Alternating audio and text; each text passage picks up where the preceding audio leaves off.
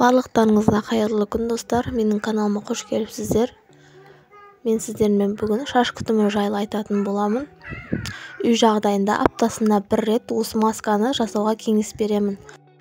Көбінесе босанған әйелдерде осындай проблемалар болып жатады. Көрмес бұрын каналыма тіркеліп, лайк басып, подписаться етіңіз. Бұл маскамызға өте қарапайым заттар кетеді. Босанған келіншектерге өте пайдалы, шашты қалыңдатып, түсуін азайтады. Міндетті түрде жасап көріңіздер. Бізге алдымен керекті заттар кофе, ұнтақталған және дрожжи және шампунь керек болады. Менде детский шампунь. Ұнтақталған кофеден бір қасық қосамыз және дрожжидан да бір қасық.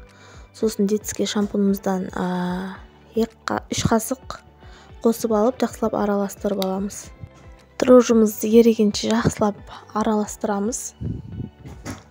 Және үстіне тағы да 2 қасықтай шампунь қосып жіберсеңіздер болады. Дайын болған маскамызды шашымызға жағып 30 минут көлемінде ұстап тұрамыз. 30 минут өткеннен кейін шампуньмен жуып тастаңыз. Осы масканы аптасына бір рет қолдансаңыздар, супер эффект береді. Міндетті түрде жасап көріңіздер.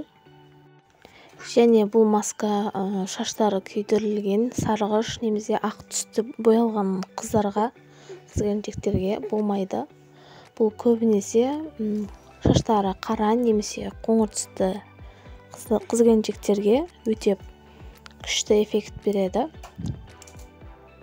Сіздерге пайдалы болды деген ойдамын. Комментарияға өз ойларыңызды жаза кетіңіздер. Подписаться етіп, лайк басуды ұмытпаңыздар.